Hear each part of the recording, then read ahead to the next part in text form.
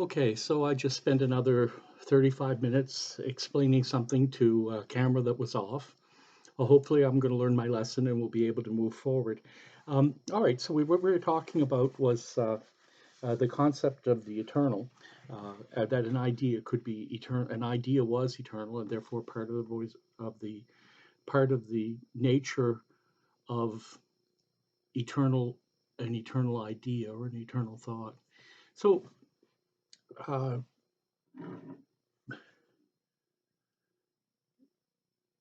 you will know, I'm going to have to make an artificial connection here for us. I lost my flow.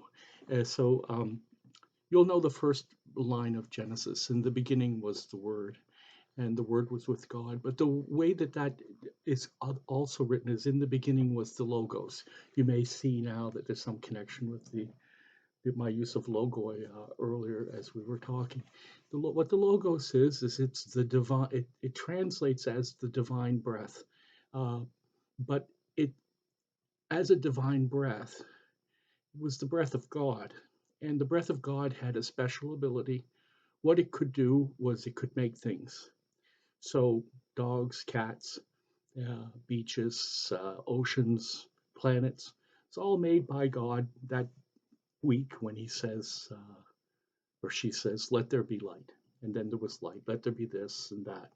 And biblically, the understanding is that it is the divine breath of God, the voice of God, boom, it happens. Now we have analogies to that in our human speech as well. Abracadabra, hocus pocus, but you can't make a chicken out of that. I mean, a magician does that, but it doesn't really cause anything. The, the biblical characterization is that when God does it, real stuff happens because his breath has the ability to do that. Um, Humans can't do it, but they can do something else. If I tell you to close your eyes and picture a Newfoundland dog running over a green field on a hill with a blue sky and one cloud in the air, and as the dog runs, uh, his sides fly up in the air because he's so heavy, like two large elephant elephant ears. You may see that in your mind, and that's what I can do. What I can do is I can take thought in my head and I can turn it into thought in your head. And how do I do that? I do it with my semi divine breath. And you do too, of course, all humans do. You do it with your semi divine breath in this specific sense. You take the thought that is in you and you turn it into a vibration in the air. You do so with your larynx, etc. Now, I can make sounds that aren't thoughts. I know that's not a thought, but my everything else I'm doing is a thought. And it's a vibration that goes through the air. If there were no air in this room, you wouldn't hear me. And so instead, what it does is it goes into you and you turn it into a thought in your head. I take what is spiritually in my head, I turn it into air, and then you pick it up as a spiritual idea in your head. And among those ideas can be the Pythagorean theorem, can be all the ideas in sociology, can be all the ideas in psychology. That's why they're called the logos. Can be all the ideas in communicology, all the ideas in archaeology, and so on and so forth. And if you take all those ideas together, uh, I'll give you something that'll be helpful for your future. If you ask me what I am, well, I've done a variety of things. I play musical instruments, a whole bunch of stuff. But if I had to characterize what I did as a career and how my mind works, I can fix cars and I write in a variety of fields, but I would say largely the I am a communicologist. I'm a person who thinks and lives as a communicologist. And how did that happen? Well, I made myself into that over the years of reading and listening and studying the logoi of communication. That's and so when I talk to people and when I listen to people, I try to get the best I try to get the best stuff that I possibly can because I know that sentences are turning me into something. All the way through my life, sentences are turning me into something. They're causing me to see and think and feel. And if somebody tells me the Pythagorean theorem, that becomes part of the way I see the world. And if somebody tells me the idea of the antilocution is a status diminishing utterance, that becomes one of the ways I see the world. And you give me enough of them in a specific field, and then I become a specialist in that field because I can see all kinds of stuff in that way. So this relationship between language which we've been gifted with. The way we got it is God breathed into us to make us alive, supposedly. This is the story. He makes Adam. Adam's nothing yet. So God, I mean, he's a material thing, but not a spiritual thing. So God breathes spiritual life into Adam. You can find that in the Bible. And then Adam becomes a being. The first thing he does is he starts creating the human logo. He runs around naming, giving, giving the linguistic status to all living things. That's the big thing that we do. So, what is the power of language in this sense? Now, this is a little bit freaky, but I want you to pay attention to it because it's although it's strange, it's something that it's important for you to know. So this is obviously my hand, and I lost that middle finger in an accident when I was 3 years old. It's a stump. I lost it when I was three. I lost it when I was three. I just want you to just listen to me say, I lost that finger when I was three. I lost that finger when I was three. I lost that finger when I was three. Now, I know you saw it on the way up too, but my purpose here was not to deceive you. I wanted to show you what the effect of language is. And in fact, in class, I get the students to bend their knuckles so that they can't see that finger and to say that to themselves, or I say it out loud. And several interesting things happen. One of them is that there are a number of students who won't do it.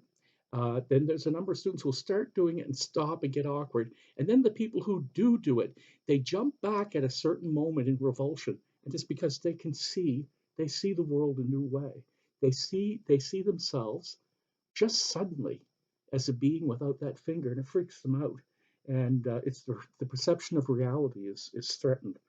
Uh, and I know it's a little bit distressing, but one of the things that language does that you have to, or excuse me, that studying does, is it makes you realize things that you'd rather not at some level think about. You've been doing that from the time you were maybe 2 or 3 years old. People won't tell you the stuff that scares you, but university, you have to get this stuff. So the reason you need to know this about language, that it has the power to cause you to see the world differently, is in part because of lying. Now, let me give you a couple of examples that are related to this. If somebody tells you they're going to be somewhere, somebody that you care about, and you invest your effort in them, and then you find out that they've betrayed you, during the time that you believed their lie, you saw a stump, and then all of a sudden the finger pops up. Then you get scared that they're going to show you stumps again in the future. Here you have this magnificent thing, which is language, which can make a finger disappear, right? You have this wonderful thing called language, and it's being used deceptively. What would you do? What makes language particularly special is because there are two things that there are two things that the Greeks felt made human beings special. The first was that they could know things like the Pythagorean theorem. These were ideas that were eternal in their minds, as I said, and they were able to touch the eternal. Try to explain the Pythagorean theorem to a dog or any other animal or to a rock. You can't. But human beings can dwell amid ideas so they can understand those things. The second thing that they could do that they knew was special is they could explain the Pythagorean theorem or any eternal idea to somebody else. And this gave language, human language, a profound spiritual status for them. And it always has, and it makes the ethics of language so substantial. Now that if we go back to the nature of philosophy, what can I know? What must I do? What you now know is that there is spiritual power in language. It shapes the minds of other people and the thoughts, and it can be used to transmit eternal ideas like the Pythagorean theorem. We'll go a little further in a second or two. It can do those things, and you can do them because you've been gifted with them, whether through a god or just by evolution. And then you go through the grocery store, and this is what you hear with the human version of the divine breath from a microphone above you. Well, Bill, I don't know if you know it today, but I was walking through the shelves and I saw that, potatoes are on for $1.95. They were $2.35 last week and they're $1.95 right now. That's a saving of 45 cents.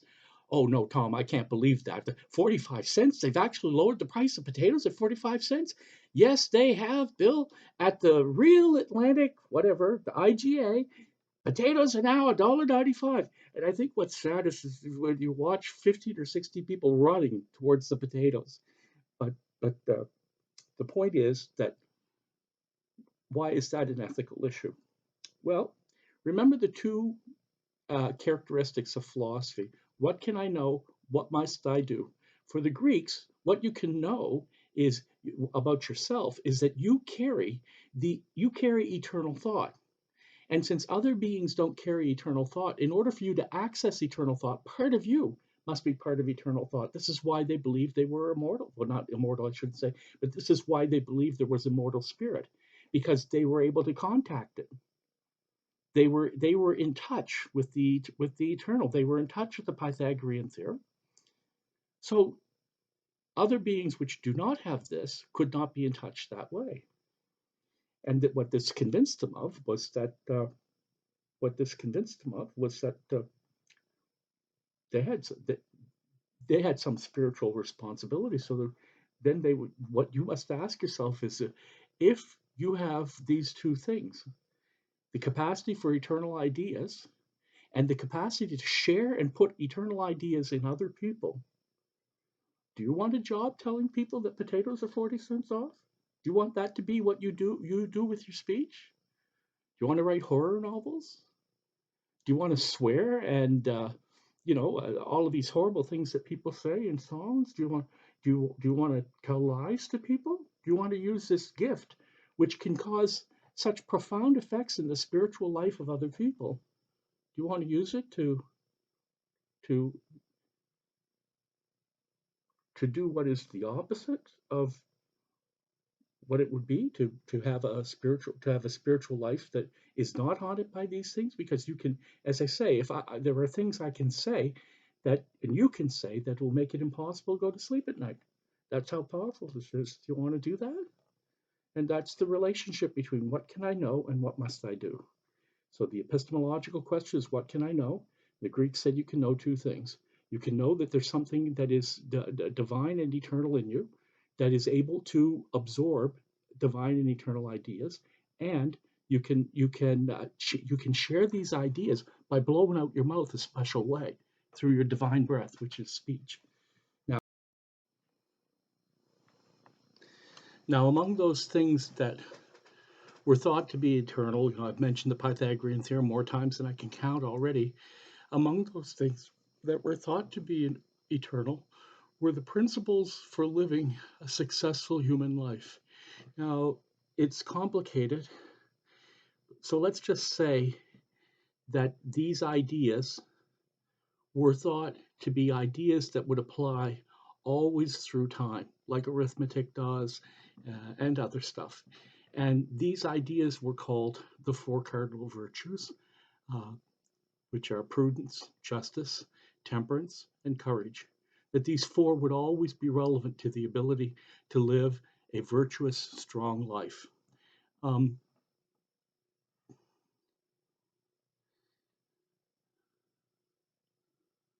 so I'm gonna stop there now because we've got a fair chunk of material, and I've been doing this talk over and over again and destroying it. So I think I'll quit while I'm ahead.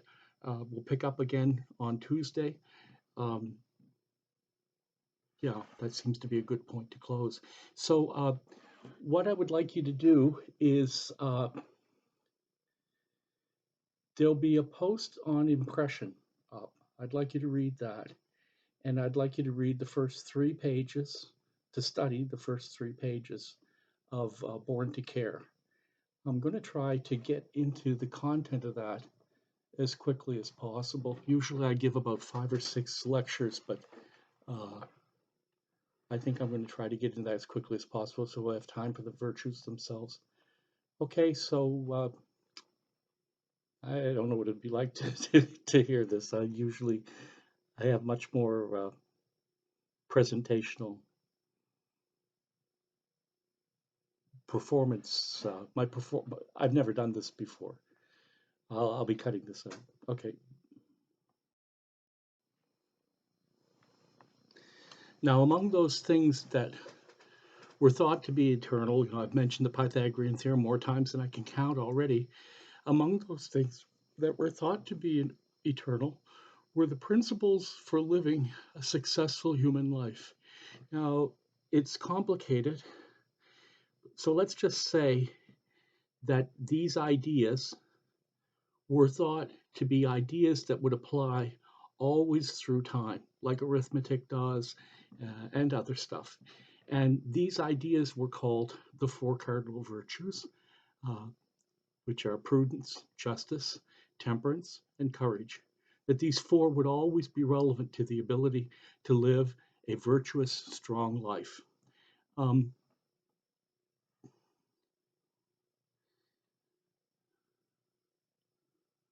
so I'm gonna stop there now because we've got a fair chunk of material, and I've been doing this talk over and over again and destroying it. So I think I'll quit while I'm ahead.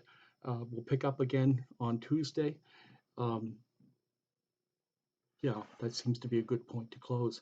So what I would like you to do is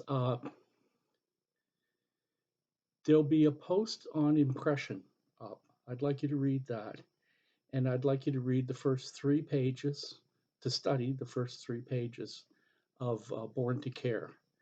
I'm going to try to get into the content of that as quickly as possible. Usually I give about 5 or 6 lectures, but uh, I think I'm going to try to get into that as quickly as possible so I have time for the virtues themselves. Okay, so I don't know what it'd be like to hear this. I have much more presentational performance. I've never done this before. I'll be cutting this out. Okay.